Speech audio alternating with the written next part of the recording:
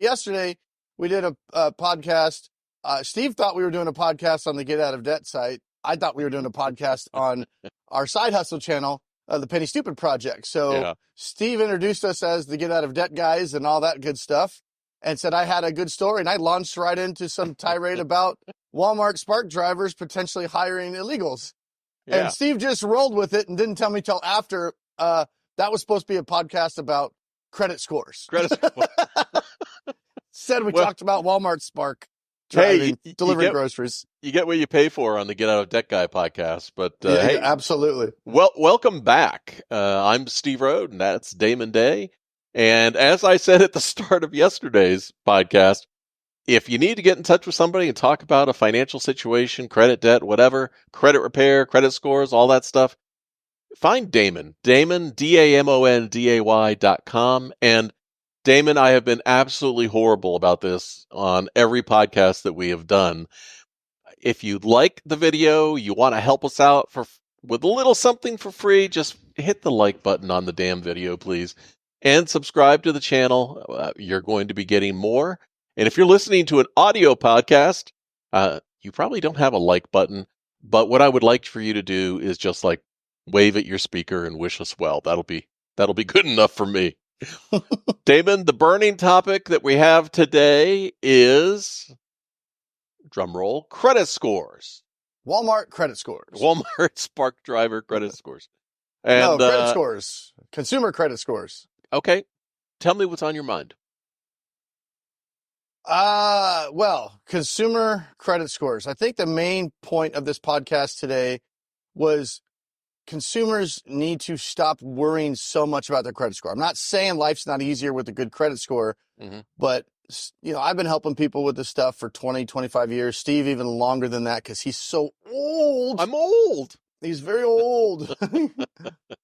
But I've seen so many just nonsensical decisions, emotional decisions made because of that fear of what about my credit score. Yeah. And I'm hoping today we can unpack some of those fears, some of those myths, and give some people some practical advice and some practical information and maybe a new perspective on how to view the credit score, especially if they're in a situation where they're paying $1,000, $2,000 a month in interest on high interest credit cards and loans, but are worried about being as aggressive as maybe they should be to get rid of that debt, Right. because they're worried about the impact to their credit, but they're not weighing that against the impact of continuing to carry that debt month in and month out. Well, I mean, let's say you make a good, logical, rational decision about how to deal with a difficult financial problem. And in the short term, that might impact your credit score a little bit, and it might be a little bit reduced. But you will eliminate that debt. And in the long term, it is so stupid easy to rebuild a good credit score that it would make more sense for you to live through that little short irritation than for you to waste 5 or 10 years or a substantial part of your retirement income just because you're afraid that your credit score is going to take a hit. Yeah. And obviously every situation is different and all things need to be considered. It's never your credit score doesn't matter at all, or your credit score matters 100% and nothing else matters. You got to look at the individual situation and, you'll get things like, well, what if I need to buy a car? What if I need to rent a house? What if I need to do this? What if I need to do that? And those are all things that can be addressed on an individual level, right? Because sometimes I'll have clients and we'll be talking about, they really should, consider a bankruptcy in their situation, or maybe an aggressive debt settlement or something like that, because they're carrying too much debt and they're drowning. Yeah. And then the credit score is always what comes up. Well, what is this going to do to my credit? What is the bankruptcy going to do to my credit? And that's fine. That's a normal question, and we can talk about that. Yeah. And let's talk about it in real terms. Let's look at the next couple of years of your life. What are your plans for the next couple of years? Right. We're planning on, moving. We rent right now. We're going to rent a new place. We need to move to a new city in 4 months. Okay, well, let's incorporate that. If we're moving to a new city in 4 months, you have good credit now, you have all this debt. Well, wouldn't make sense to do anything that's going to tank the credit score within the next 4 months. Right. So let's create a custom strategy for that client. Let's get that thing taken care of.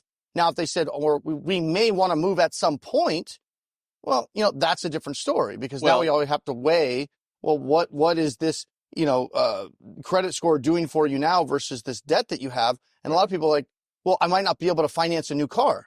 And I look at their credit. Even the situation that you just brought up has some nuance to it, because let's say you're going to relocate, like you said, and there are two things that you do and don't need to be worried about. One is if you're moving to a new area and you're going to rent from a corporate landlord, then your credit score absolutely matters. But Damon, you have experience or know about people who have been able to rent from private landlords. Oh, I got personal experience, baby. I've been there, done that, got the hat and the t-shirt to match. I know about living life with bad credit. I'm an expert. Trust me, I know how to navigate. I know where you were going, so I thought I'd just help you out and throw you a life raft. You're like, you've had some experience, or maybe know somebody. Yeah, I know somebody. I know somebody. Yeah, so you've been able to rent some, great properties without the landlord even giving a crap about your credit score. Well, as you say, I have a knack for falling in shit, coming out smelling like a rose. That's true. I do have the gift for gab, so not everybody has the same kind of personality. But yes, there are ways. And, when you're trying to rent a house or whatever, if you think if you have bad credit, you can't rent a place or find a house, you can't get a car.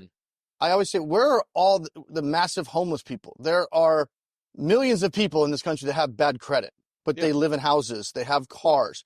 There's ways that you can do it. Now, is it as easy if you had an 800 credit score and plenty of cash and no debt? No, it's not. But that's probably not your situation if you're listening to this podcast, because a lot of times people worry about their credit, but the debt that they have and the debt to income ratio that they have is going to prevent them from getting a mortgage or a car loan anyway. Right. Even if the score is 700, if you can't afford that payment, you're going to have a hard time getting that loan anyway. Right. So what are you preserving that credit score for? And again, I'm not saying credit doesn't matter, just trash it. I'm saying if you're in a situation, you really need to take a step back and make sure you're making a good decision, not just anything that touches my credit score is not something I should do. I'm going to keep paying this $1,000 a month in interest on these credit cards until hopefully I get a raise or something gets better. That's usually not the right path. No, and the point that you brought up earlier, I want to amplify, is every situation is different. There are no broad brush things that apply to everybody when we're talking about credit scores. What does apply is if you think that your credit score is the most important thing right now, you really need to talk to Damon and work through the situation, because your emotional assumption about your credit score oftentimes clouds the logic and reality about the situation that you're going through. One thing that has irritated me all these decades, Damon, is all these decades. Since the advent of the computerized credit score, people think that their credit score is somehow a measurement, a grade, or reflection of how smart or wise they're doing with their personal finances. That there's nothing further from the truth about that. Credit scores were designed. We didn't always have credit scores. They're actually a modern invention. Credit scores were designed to allow lenders to make computerized, fast decisions about risk. And so you could actually have a low credit score because you've avoided debt, and you listen to some of these personal finance people say never have a credit card or anything else. Yeah. Your credit score is going to be the toilet. But but those people are fine. They're able to get houses and cars and things like that, and they don't have credit cards and they don't have a good credit score. Right. If you have a great credit score, Damon and I are probably yin and yang of credit scores. Because if you have a really good credent score, I think Steve's like 851. I will neither confirm nor deny. well, unless they bumped up the best to 900, but I think it was 850. It's been 850 for a while. I don't know. Yeah. But if the best you can have is 850, Steve has 851. Well, He's so boring. He's an old boring dude. I'm much more fun at parties. Yeah, with good credit. I almost spit my coffee all over my computer. I'm placing the order. Damon's paying for it. Put it on the credit card. Put it in the truck, Bob. That's right. What the hell? Let's get a spa. No, but having a high credit score doesn't reflect anything other than I'm really low risk if somebody wants to lend to me, and it makes it cheaper and easier to get a loan. Like I just bought a car, or I've been really smart at manipulating the credit scoring system because it's all a game. It's all a game. It is all a game. And I am the king at manipulating the credit score. And it can be manipulated. That is absolutely true. So you shouldn't live or die by your credit score. You should understand in your particular situation with the things that you have at hand, what you should do and what you should be worried about when it comes to your credit score. If you're drowning in debt, I'm worried that if I, for example, like settle my debt or go bankrupt, my credit's going to be shot for 7 or 10 years. I'm never going to get it. No, that is bullshit. You will be able to get a new car loan, a mortgage, everything else. Damon is a shining example of tell the story about I'm a city up on the hill. Yeah, shining city on a hill. The offer that you got right after your bankruptcy? Oh, yeah. Long-time listeners, which we have at least 4 or 5 of, will probably know the story. But yeah, when I filed bankruptcy back in 2011, the day I got my bankruptcy discharge, they send you a little paper in the mail that says, congratulations, you wiped out all this debt, right? Mm-hmm. The same day I opened my mailbox, I still remember this. I get in the mail, I'm going through it, got my discharge, couple $100,000 wiped out, done. Oh, and here, brand new Capital One credit card. Not an offer for a Capital One credit card. There it is. They solicited me before. Like, as soon as I filed my bankruptcy, they're like, oh, we got a new, potential, or my mind just drew a blank, a potential chump. Chump. We got a new chump. But brand new credit card. And it was basically like, hey, it's our fresh start program. So they were like trolling the rolls of the bankruptcy filers. And that was what they were using as their lead list. People that filed bankruptcy, they were sending out offers to get a new Capital One credit card. That's actually good marketing. Yeah, and I think there was 1 or 2 Capital One credit cards included in my bankruptcy, and they were like, "Oh, that was old news. That was back then. Don't worry. We know you've turned over a new leaf." And they offered me a brand new credit card, and the same day I got the discharge, just coincidentally, was the same day the new card actually arrived. So I got discharge, start again, buddy. Right. And the crazy thing was, Steve's right. Like that's a great way to get lists of names, because if you just file a Chapter 7 and I'm a bank and I lend money and I make money, well, I know you're not going to have any other obligations anymore. Right. You just wiped them all out. You're going to be flush with monthly cash because you're not having to pay all these bills anymore. Right. You're going to want a fresh start. You're going to be of the mindset of, I'm going to do better moving forward. So I'm going to pay all my bills a month early. Right. And you can't go bankrupt again for another 7 years. Right. You're the perfect person to give money to at that point. You're like the best person in America, the guy that just filed bankruptcy. Let's loan his ass some money. It's backwards. It's a bizarro world. Yeah. So don't make a decision just based on what you fear that your credit score may be. Now, it will hold you back from some opportunities, but you can. So does holding $50,000 in debt. That holds you back too. Yeah, you got to weigh it. You can address that, and you can rebuild your credit. Actually, if you're doing it with intention, you can rebuild it very fast. You can rebuild your credit faster than you can pay off $50,000. I bet. Absolutely, absolutely. So and cheaper. Yeah, if you have access to annualcreditreport.com, you can get a free copy of your credit report. You can look it over, and you can see what information is accurate or inaccurate. And if it's inaccurate information, you should dispute it, and that will come off your credit report, and that will help increase your score. And you can I have a cheat sheet. I have a cheat sheet for that. What's that? So if you're trying to figure out if it's accurate or not. Yeah. If it's bad, it's inaccurate. It's just general rule of thumb. If it's bad, you don't want it. It's inaccurate. No, I don't think. Right. No. My credit's good. It's all on time. I didn't let those 5 credit cards go. No way. I didn't. No, that's not me. So, Damon, what else do you have to add on credit scores? Anything?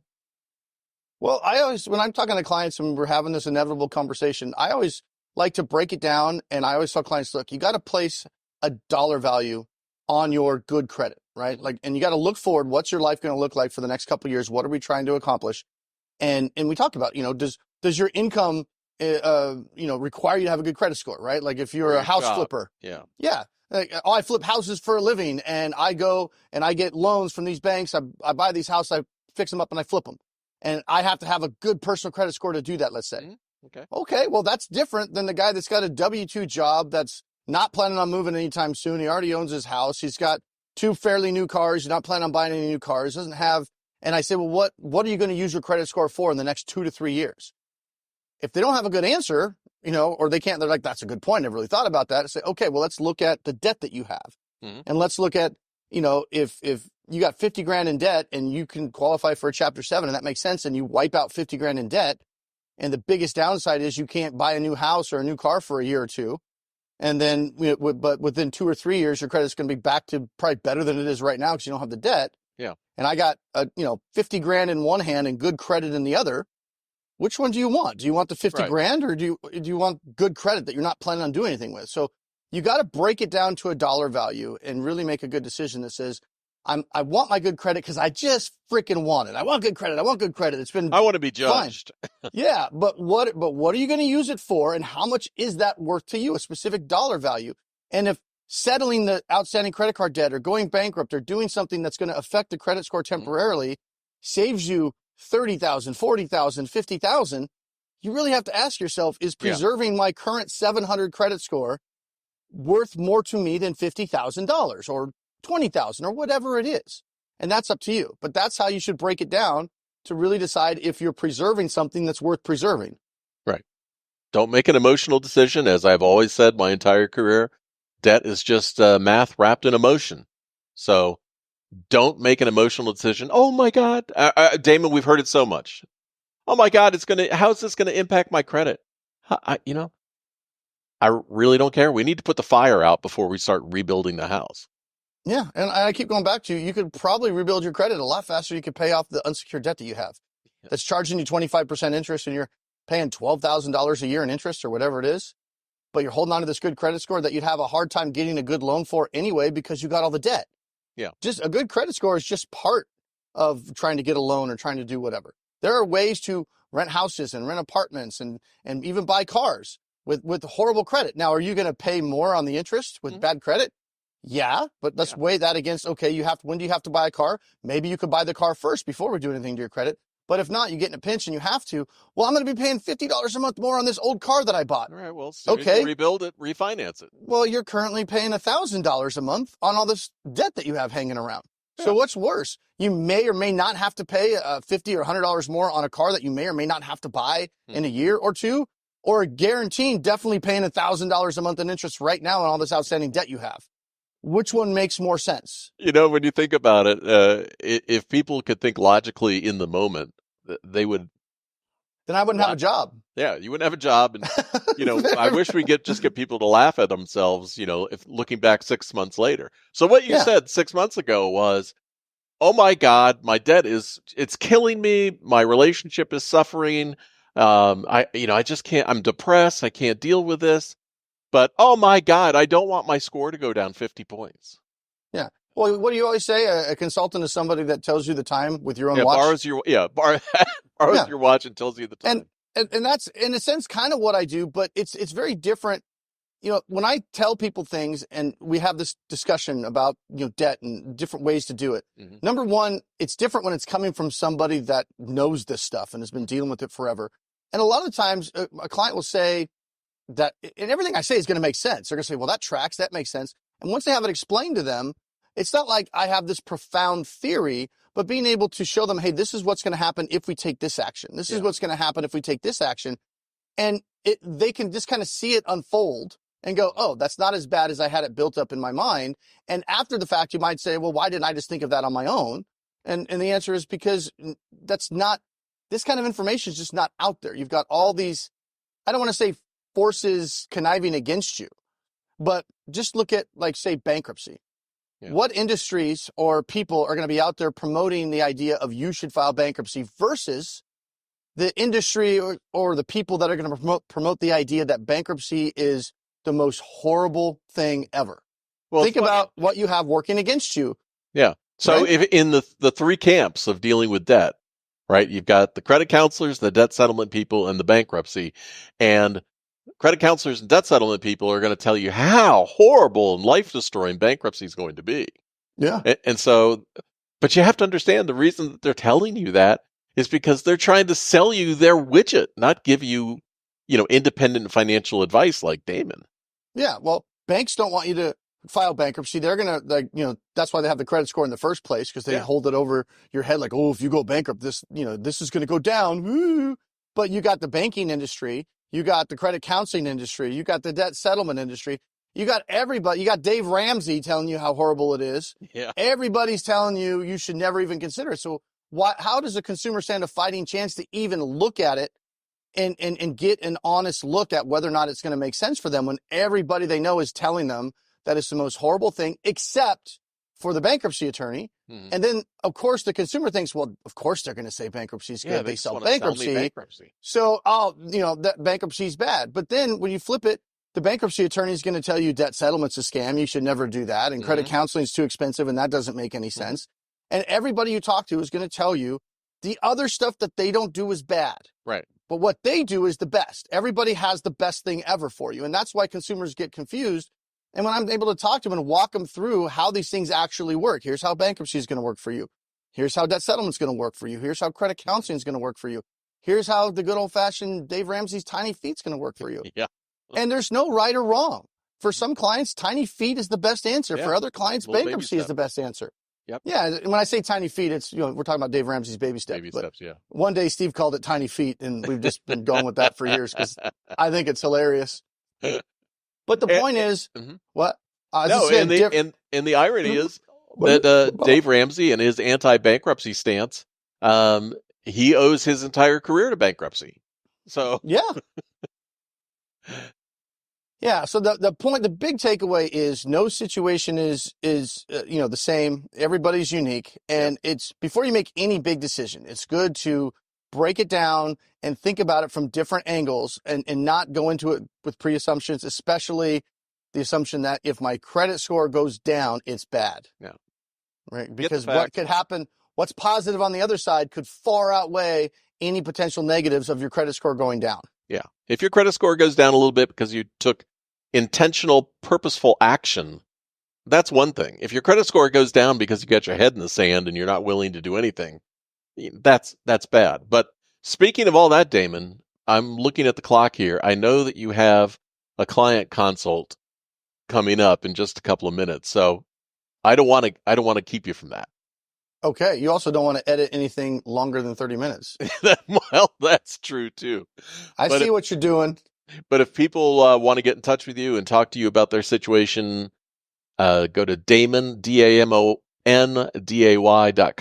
and you can get in touch with Damon, talk it through. Don't make an emotional decision. Get the facts. Make a smart decision. Damon, I will see you. Just the facts, ma'am. Peace.